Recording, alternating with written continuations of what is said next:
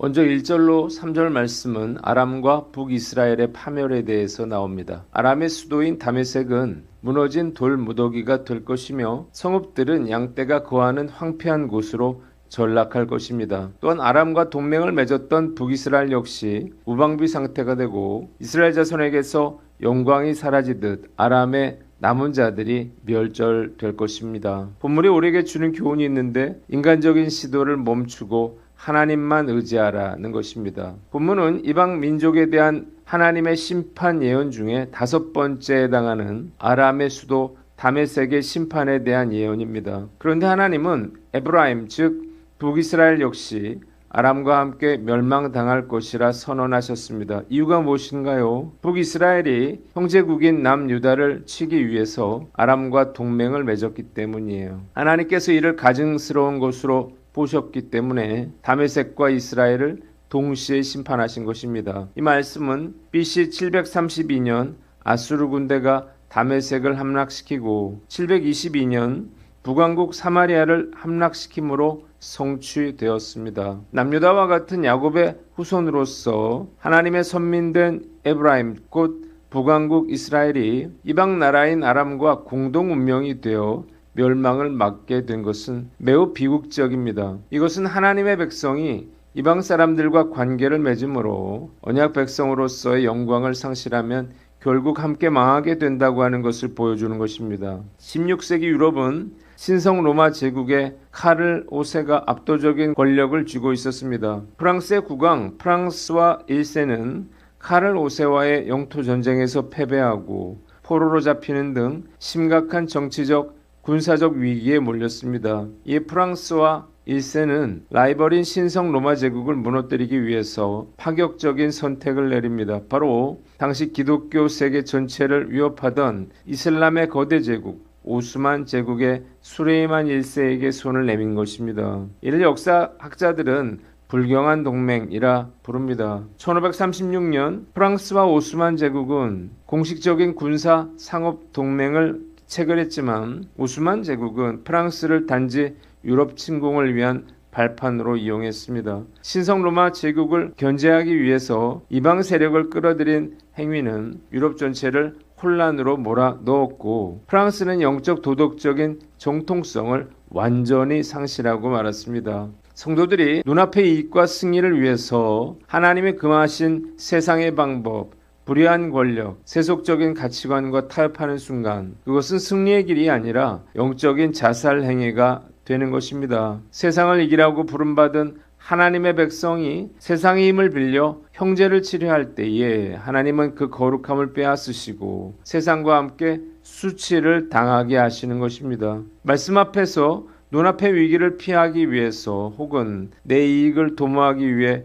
하나님이 기뻐하시지 않는 세상의 방식과 불의한 타협을 하고 있지 않는지를 돌아봅니다. 하나님보다 더 의지하는 세상의 재물이나 권력, 인간적인 네트워크가 있다면 당장 멈추어야 합니다. 세상 사람들과 똑같은 방법으로 싸우고 똑같은 가치관으로 성공을 추구하는 것은 에브라임의 길을 걷는 것입니다. 남유다를 치기 위해서 이방 아람과 손을 잡았던 에브라임처럼 거룩한 정체성을 버리고 세상과 맺은 불경한 동맹은 결국 수치와 멸망을 불러오는 것입니다. 앞이 보이지 않고 불안하더라도 오직 하나님만 믿고 의지함으로 하나님의 자녀답게 살아가는 저와 여러분들 되시기를 바랍니다. 두 번째, 4절로 6절인데 시들어버린 야곱의 영광과 남은 자의 은혜에 대해서 나와 있습니다. 하나님의 심판으로 야곱의 풍요롭던 영광이 시들어 파리해집니다. 마치 추수꾼이 곡식을 거두어 간 뒤 르바임 골짜기에 헐벗은 이삭만 남듯이 황폐해질 것이나 하나님께서는 감람나무 꼭대기에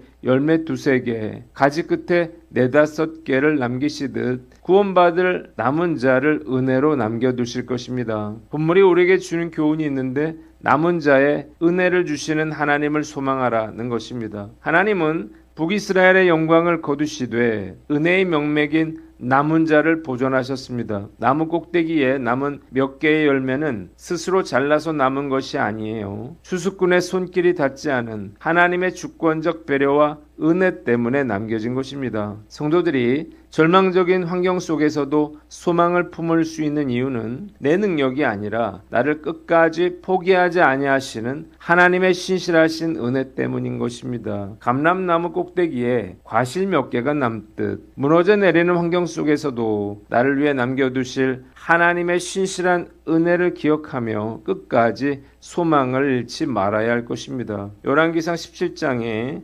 사르밧 과부의 이야기가 나와요. 극심한 기근으로 온 땅이 말라가던 때에 사르밧의 한 과부에게 남은 것은 통에 남은 가루 한 움큼과 병에 남은 기름 몇 방울 뿐이었습니다. 그것으로 마지막 떡을 만들어 먹고 자식과 함께 죽으려고 했던 그 절체절명의 순간에 선지자 엘리야가 찾아옵니다. 과부가 그 남은 것을 엘리야 선지자에게 주었을 때에 기근이 끝날 때까지 통의 가루가 떨어지지 않고 병의 기름이 마르지 않는 기적이 일어났습니다. 지금까지 살아오면서 사르밧 과부와 같이 내가 가진 것이 바닥나고 겨우 이것밖에 남지 않았다라고 탄식할 때가 정말 많았어요. 그러나 놀랍게도 하나님께서는 바로 그 남겨진 한 움큼으로 놀라운 기적을 일으켜 주셨습니다. 불순종하고 실수를 저질러 하나님의 징계를 받을 때라도 결코 소망과 기대를 내려놓지 말아야 할 것입니다. 하나님은 남은 자에게 은혜를 주시는 분이시기 때문이에요. 그 하나님의 은혜와 사랑을 생각하면 몸둘 바를 모르겠습니다. 요즘 제가 영적인 슬럼프 상태에 있지만요, 다시 회복시켜 주실 것을 믿고 남은 자의 은혜를 소망하며 살아갈 것을 다짐해 봅니다.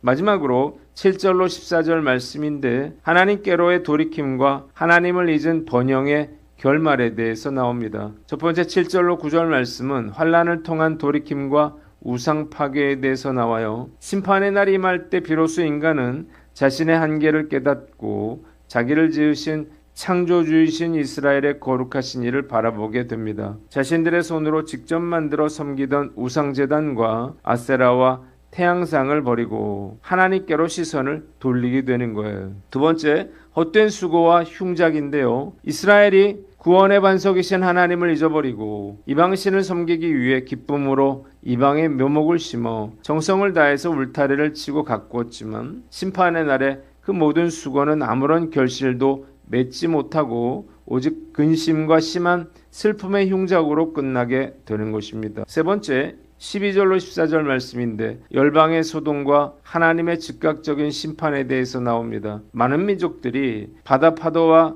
물같이 소란스럽게 밀려와 하나님의 백성들을 위협합니다. 그러나 주께서 한번 꾸짖으시면 그들은 바람 앞에 흩어지는 겨와 폭풍 앞에 티끌처럼 순식간에 사라지고 맙니다. 저녁에는 두려움이 가득했지만 아침이 오기 전에 원수들이 전멸하니 이는 하나님의 백성을 노력하고 강탈한 자들이 받을 마땅한 보응이었습니다. 본문이 우리에게 주는 교훈이 있는데 첫째로 징계를 통해 하나님께 돌이키라는 것입니다. 엄청난 국가적인 재앙을 당하면서 이스라엘 백성들은 왜 이 같은 비참한 결과가 자신들에게 임하게 됐는지를 생각하게 되었습니다. 그리고 그들이 하나님을 잊고 우상을 숭배하는 가운데 이방 세력과 결탁한 죄 때문임을 깨닫고 하나님께 나아가서 그의 도움을 구하게 됩니다. 이스라엘이 당한 국가적인 재앙은 단순한 비극이 아니었습니다. 자신들이 만든 우상과 이방 세력에 빼앗겼던 시선을 만물의 창조주이신 하나님께로 다시 돌이키게 하시려는 하나님의 징계의 손길이었어요. 징계의 참된 목적은요, 꺾으심에 있지 않고 하나님과의 관계를 회복시키는 데 있습니다. 히브리서 12장 8절에 징계는 다 받는 것이거늘 너희에게 없으면 사생하여 친아들이 아니니라고 했습니다. 하나님은 사랑하는 자를 징계하십니다. 그 징계를 통해서 하나님의 백성이 정금같이 단련되기를 원하시기 때문이에요. 징계를 통해 순결하고 정직한 하나님의 자녀로 살게 하시는 것입니다. 반면에 하나님께서 아무리 말씀하시고 타이르셔도 듣지 않으면 그냥 내버려 두십니다. 포기하신 거예요. 그러면 제멋대로 살다가 한순간에 멸망하게 됩니다. 죄를 지었는데 내버려 두시는 것이 심판이라고 하는 사실을 깨달으시기를 바랍니다. 불순종한데도 아무 일도 일어나지 않는다면요, 정말 두려워해야 할 일이에요. 유괴가 가장 큰 심판임을 알고 돌이킬 기회를 놓치지 않고 어떤 징계도 달게 받는 저와 여러분들 되시기를 주님의 이름으로 축원합니다. 마지막으로 예수님을 삶의 주인으로 모시고 살라는 거예요. 에브라임은 구원의 하나님을 잊고 이방의 신을 들여와 아름다운 포도원을 가꾸듯 번영을 추구했지만 수확의 날에 거둔 것은 근심과 슬픔뿐이었습니다. 하나님 없이 열심히 쌓아 올린 것은 결국 무너져 내리고 하나님을 잃은 번영은 결국 슬픔의 열매만을 거둘 뿐인 것입니다. 나는 세상의 목마른 CEO였다라고 하는 간증을 했던 김중권 씨의 이야기가 생각이 납니다. 그는 돈과 명예가 이 세상에서 가장 중요한 것이라 생각하며 살았습니다. 인생에서 성공하고 싶고 부자로 사는 것은 세상 사람들이 다 원하는 것이었지만 그는 유독 돈과 성공에 집착하며 살았습니다. 그는 대학을 졸업하고 당시 최고의 광고회사였던 LG 에드에 입사를 해요. 입사에서는 누구보다 더 열심히 일했습니다. 회사를 최우선 순위에 두고 살았기에 가정은 돌아볼 수가 없었어요. 하나님은 한가하고 무능한 사람들에게만 필요하다고 생각을 했습니다. 자기 같은 사람에게는 사치스러운 일이라고 생각을 했어요. 결혼하고 1년 365일 동안 출근을 했고 매일 새벽 2시까지 일을 했습니다. 당연히 아내의 불평과 다툼이 끊이지 않았습니다. 아내도 술을 마셨어요. 그리고 이혼 서류를 내밀고 그에게 이혼을 요구했습니다. 그는 절대 그럴 수 없다고 말하면서 찢어버렸습니다. 고난의 시기에 아내는 예수님을 만났고 그를 위해서 기도했습니다. 1993년도 미국 유학을 다녀온 후에 1995년 회사에 복직을 해요. 그리고 일에 더욱더 몰두했습니다. 초고속 승진을 했어요. 최연소 부장으로 승진을 했는데 입사 동기는 물론이고 같은 대학 같은 과를 졸업한 4년 선배도 그가 팀장으로 있을 때 팀원이었습니다. LG의 A급 인재인 HPI에도 선정이 됐어요. 그는 회사에서 출세를 보장받았습니다. 그러나 욕심은 끝이 없었습니다. 아무리 회사에서 잘 나가도 결국 샐러리맨이기 때문이에요. 절대 만족할 수가 없었습니다. 그래서 결국 회사를 나와서 광고 사업을 시작합니다. 처음 1, 2년은 엄청 고생을 했지만 점차 회사 사정이 좋아졌고 매출액이 1,000억에 달했습니다. 광고회사 CEO로 수백 편의 CF를 찍습니다. 90년대 김장독 냉장고, 카스 맥주, 이영의 자의 광고를 만들어서 히트를 쳤어요. 회사가 점차 커지자 더 욕심이 생겼습니다. 그러나 회사에 오래 날수록 가정생활은 더 멀어져 갔고 더욱더 회사에 미쳐서 살아가게 됩니다. 이 세상에 어떤 것도 그를 만족시킬 수가 없었어요. 그는 골프와 술 접대에 찌들어갔고 최악의 건강, 피폐한 정신 상태였습니다. 심신이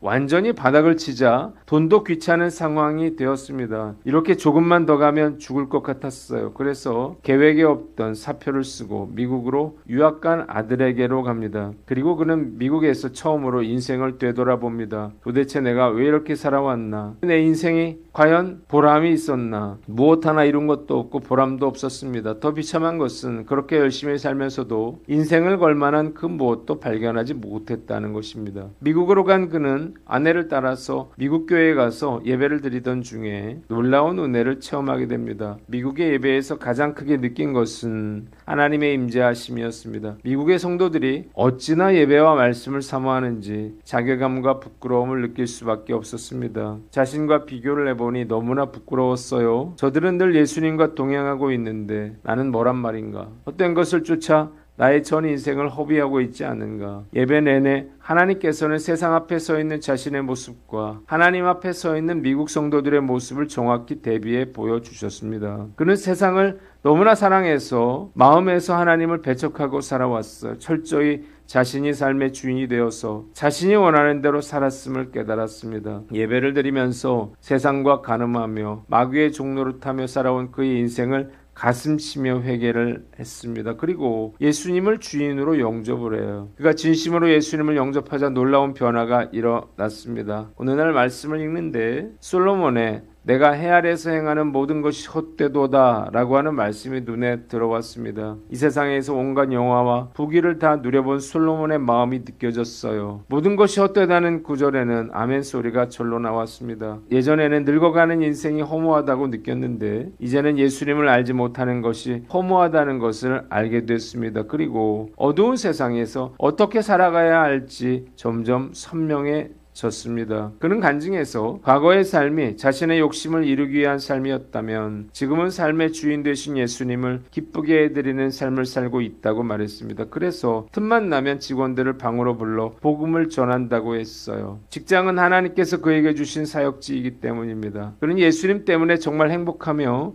단언컨대 이 세상에서 가장 성공적인 사람은 예수님을 삶의 주인으로 모시는 사람이라고 말했습니다. 예수님 안에 이 세상이 절대로 줄 수 없는 평강과 기쁨, 만족이 있으며 그는 요즘 이 모든 것들을 다 누리며 산다고 말했습니다. 이것들은 과거에는 욕심대로 살 때는 결코 맛볼 수 없던 것들이었습니다. 그리고 평강과 만족, 기쁨과 행복은 돈과 명예가 아니라 오직 예수님을 주인으로 믿을 때만 따라오는 것들이라고 말했습니다. 예수님을 모르고 이 땅에서 본인의 꿈을 위해서 정말 열심히 살아가고 있는 사람들에게 너는 청년의 때에 곧 공고한 날이 이르기 전 나는 아무 날이 없다고 할 해가 가깝기 전 너의 창조자를 기억하라고 하는 말씀을 당부했습니다. 열심히 일하고 열매를 맺으려 애쓰는 것보다 더 중요한 것은 내가 지금 하나님과 동행하고 있는지를 돌아보는 것입니다. 하나님을 배제한 열심은요 결국 나를 망가뜨리는 독이 될 것이기 때문이에요. 오늘 하루 예수님을